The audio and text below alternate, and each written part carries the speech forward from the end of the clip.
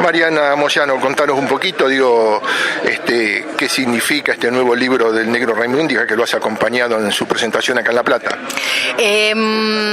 Para mí me parece que Carlos tiene lo dije en la presentación, él tiene una doble capacidad de ser un tipo muy abierto al diálogo, a discutir de cara a cara las cuestiones, pero también tiene una capacidad de apertura de la cabeza, como para que, digamos, y siempre en sus exposiciones y en sus escritos, él lo que nos permite es como linkear, como unir, conectar un tema con el otro. Y me parece que eso es algo fundamental, porque en general el discurso del sentido común, el discurso dominante, lo que hace es que no podamos ver la conexión entre una cosa y la otra. Por ejemplo, que no podamos ver lo que ocurre acá en la Argentina tiene vinculación con lo que ocurre afuera, que no podamos comparar, o sea, nos linkean, nos bloquean el pensamiento, nos lotean la cabeza, me gusta decir a mí, y no nos permiten ver el todo. Y Carlos justamente trabaja, desde que yo lo conozco, que hace años, con la idea de que construir conocimiento es justamente unir un tema con el otro. Y así que me parece que tiene ese valor él como dirigente político, como diputado nacional y como un escritor de este tipo de textos que nos abren en ese sentido la cabeza, así que obviamente que iba a estar. Y como ya decía así, como porque no sos más que un periodista o una comunicadora, sos una tipa que pensás, los medios, desde los medios pensás los medios, cómo, el libro del Negro de Carlos Raimundi es esta cosa, de poder popular y corporaciones, ¿qué lecturas es desde los medios, sobre el comportamiento diario de esa contradicción, de esa tensión? Bueno, hay algo que Carlos plantea mucho, que no es lo dice en el libro y no es la primera vez que lo dice, que en la mesa de la discusión del poder, la política es la única pata a través de la cual el pueblo ingresa a la discusión sobre el poder. Y justamente ahí aparece el rol del Estado. El Estado ha sido siempre ninguneado, bastardeado por inútil, por supuestamente copador de todo, por todopoderoso en teoría, por interventor, y propone una idea como que el Estado es alguna especie de espacio estalinista que domina, y en la libertad está esa idea liberal del poder que en realidad lo oculta, es la discusión que oculta el poder. Ese poder tiene sus dispositivos, tiene sus vocerías, sus mecanismos de propalación, y que son básicamente los medios de comunicación dominantes. No en vano, el poder necesita cabezas loteadas, y lo que nos hacen los medios de comunicación es, en este caso en la Argentina ahora, es darnos muy poquitita información de política internacional. No quieren que entendamos lo que está pasando en el mundo. No quieren mostrarnos, en este momento Irak está bombardeando lugares que han sido copados por el ISIS, por el ejército islámico, y no nos muestran en esa complejidad geopolítica el rol de Irán. Irán es la barrera frente al ISIS, por eso Estados Unidos negoció con Irán, por eso Rusia negocia con Irán. No nos quieren decir eso, porque aceptarlo es entender que la barrera contra el terrorismo, bancado por los poderosos del terror, que son los dueños de las armas, los dueños del petróleo, como es quienes fomentan al ISIS, es mostrarnos que nuestro acuerdo con Irán no era algo malo. Entonces, esa relación no nos la hacen. Y obviamente, en mi caso, porque tengo que laburar de eso, en el tuyo porque trabajas en política, en el caso de Carlos porque es su función, pero la gente común y corriente no tiene que llegar a su casa y decir, a ver, ¿por qué no me cuentan lo del ISIS? ¿Por qué se supone que un medio de comunicación tiene que darnos esa información? Entonces, nos sobresaturan de datos inútiles para ocultar que no nos están dando la verdadera complejidad del problema. Ahí es donde funciona la complejidad del poder. Después, que hacen notas mentirosas, que lo que dicen es falso y demás, es tan fácilmente desarmable que esa operación uno la desmonta más o menos rápido, pese a que son poderosos y demás. A mí me preocupa más esta, la que no se ve tan fácilmente, la que es más porque justamente no está, es decir, es como el opuesto de la carta robada, digamos, la carta no está ahí, está absolutamente escondida, entonces no nos permiten ver que hay una carta, por citar el cuento de Edgar Allan Poe, digamos. No, nos dicen que no hay tal carta, entonces uno va por la vida creyendo que lo que tiene que hacer es darse cuenta que hay una carta y ¿dónde está? O sea, la doble operación, nos dejan esa operación a nosotros, ahí me parece que es como la gran operación del poder y de los medios de comunicación. Te pregunto esto, te escuché por 678 a las 12 de la noche el domingo, ¿qué significó la plaza de este 25 de mayo? A mí me llamó tremendamente la atención, era una fiesta. Yo recuerdo mucho el primer aniversario de Kirchner en el gobierno, fue el 25 de mayo del 2004, llovía, era un día muy, muy gris, éramos pocos en la plaza y me acuerdo que los pibes estaban adelante haciendo pogo cuando Charlie tocaba el himno. Y para mí fue un dato muy relevante, porque conocí los 90, vi que los pibes se refugiaron en el rock y me pregunté y dije, ¿por qué estos pibes le están regalando a un acto oficial lo más preciado que tienen, que es su vínculo con la música? Y dije, acá está pasando algo. Y me parece que hoy, 12 años después de aquello fue una especie como de microgesta, de pequeño gesto de los pibes diciendo acá hay algo. Y yo le presté mucha atención a eso. Y me parece que se culmina con de aquella microgesta a esta mega fiesta popular, donde fuimos ahí para encontrarnos, para saber que estábamos juntos, para darnos cuenta que estamos orgullosos de la organización y también estamos orgullosos de poder ir con nuestras familias, cada uno por su cuenta, a participar de algo que sabías tuyo. A mí la sensación que me dio es que todos los que estábamos ahí sabíamos que eso era nuestro, mío, del de al lado, pero no mío en términos individuales, sino que eso era algo nuestro. Y la verdad que fue muy emocionante, muy, muy, muy lindo, muy nostálgico porque era el último 25 de Cristina presidenta por ahora. Pero fue una cosa de un encuentro, te quedó como en el cuerpo. En función de la consigna Tenemos Patria, ¿cómo te imaginas el futuro de la Argentina pensando en el próximo presidente? Lo que dijo, yo no me parece que hay que tomarlo como mamá se va de viaje.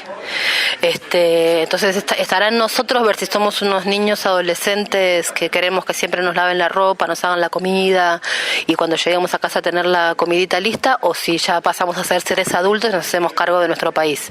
La presidenta lo dijo, depende de ustedes. Bueno, yo siento que depende de nosotros. Lo que haga el próximo presidente, sea quien fuere, depende de nosotros. De si los dejamos hacer lo que no queremos o si lo empujamos a que haga lo que queremos que haga. Ya no más la idea de una cosa, porque además estos liderazgos tan fuertes como el de Néstor y Cristina tienen un límite, porque hay personas con características individuales particulares. Me parece que de aquí en adelante depende absolutamente de nosotros. Me parece que es el momento de mayor responsabilidad popular. ¿Puede construirse nosotros un nuevo líder pensando que ocurre esto? Se va Cristina y cualquiera de los candidatos oficialistas, ninguno es un candidato, se puede decir, propio del kirchnerismo, del Frente para la Victoria, del proyecto. Vienen de otro lugar, cada uno ha hecho sus deberes a su manera, pero vienen de otro lugar. Néstor también venía de otro lugar, Néstor llegó con Duhalde. Mirá dónde estamos. Sí, pero ya había planteado algunas cosas distintas, Néstor. Cuando él en el 2004 negoció con Héctor Mañeto, la realidad se lo llevó puesto y tuvo que desnegociar con Héctor Mañeto. Él antes de irse firmó la fusión de Multicanal Cablevisión, la realidad le dio un sopapo y tuvo que dar vuelta atrás. Yo lo que creo es que... ¿Pero por qué? Porque hubo masa crítica, porque construimos masa crítica. Si no hubiera habido un pueblo bancando la ley de medios no salía. Quiero decir, el líder tiene que tomar decisiones, pero no es que solamente está ahí tomando decisiones. Uno también es responsable de empujar al líder a que tome más decisiones como la que nos gusta. Entonces yo no creo que vaya a haber liderazgo, porque además el liderazgo de Néstor en ese sentido fue sorpresivo. La verdad es que en ese sentido a la izquierda de ellos dos la paré en términos de decisión política. Pero ya pasaron 12 años, yo no puedo mirar como espectador eso que ocurrió. Uno se la pasa diciendo el menemismo fueron 10 años. Bueno, nosotros tuvimos 10 años, no aprendimos. Si el que viene, sea quien fuere, rompe todo en un mes, no es responsabilidad del que viene, es responsabilidad nuestra que lo dejamos que rompa. A mí me parece que la pelota está de nuestro lado, sea quien fuere el que viene. Volviendo al comienzo de la primera pregunta, crees mucho en el poder popular y que esto en el inconsciente colectivo argentino ha cambiado muchísimo. De aquel no te metas a hoy ha cambiado muchísimo. Sí, creo que ha cambiado bastante, pero como decía Carlos, es una pelea larga. Entonces los que creemos que tenemos nuestra verdad relativa y que tenemos razón, tenemos que dar esa pelea. No tenemos permiso para bajar los brazos. Acá hay mucha gente que ha sufrido mucho durante décadas en la Argentina, hay muchos pibes que no han podido morfar, hay muchos pibes que no han podido ir a la escuela, hay muchos tipos de 50 años que se quedaron sin laburo y pensaron que era culpa de ellos, y nosotros no tenemos ningún derecho a que todo esto conquistado lo pierdan, no tenemos ningún derecho. Entonces los que creemos en esto tenemos la obligación de llevarlo adelante. Por supuesto que frente a las decisiones de los poderes, pero bueno, está en nosotros ver ganar más poder popular.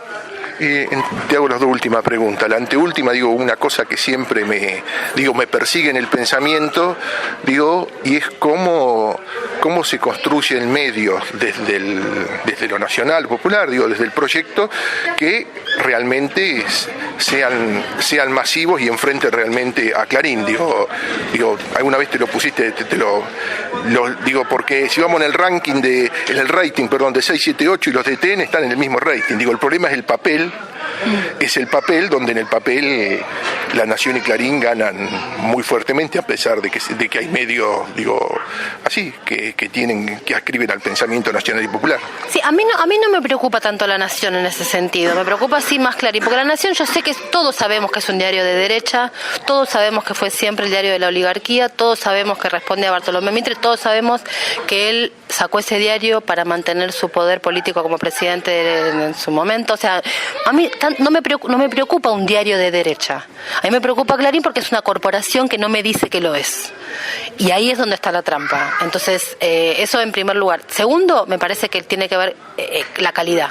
Nosotros no podemos salir a hacer medios de barricada y quedarnos en eso. Tenemos que hacer medios de calidad, entendiendo que el solo hecho de participar de los medios audiovisuales exige una lógica que muchas veces va a contramano de la lógica del pensamiento profundo, y eso es un problema, pero bueno, hay que resolverlo con calidad. Sí, yo creo que, insisto, me parece que el problema es el papel. Vos no sé, a veces me detengo a mirar paca y es increíble, la TV digital es increíble. Los programas del 7 en sí están buenos, los portales, con la Pac Urondo, si querés, a la cabeza, están buenos, Tiempo con periodistas tremendos, te ensucias las manos todos los días si lo lees. Sí, pero es una discusión larga. Yo lo que creo es que ahí el error es tomar los temas del adversario y ponerles otro calificativo. Me parece que el tema es que uno tiene que discutir los temas propios, pero con calidad, insisto, no desde la barricada, porque si yo a la silla, el enemigo le dice que es linda, yo le digo que la silla es fea, aunque le ponga otro calificativo, discuto lo que ellos quieren que discuta. Yo tengo que discutir otra cosa que no sea la silla. Y ahí es donde, si vos querés, en la gráfica no está dada la pelea. Pero también tiene que ver con una cosa de que entender la masividad. Yo decía acá que no se trata de no ver Bailando por un Sueño, se trata de entender por qué Bailando por un Sueño es masivo.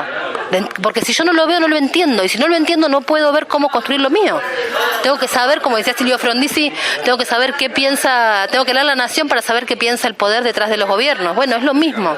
Ahí me parece que estamos en deuda, estamos muy encapsulados nosotros. A mí no me gusta eso.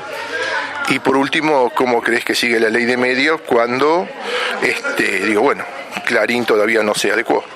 No, bueno, esa es una pelea que se da en el terreno judicial y se da en el terreno de la política.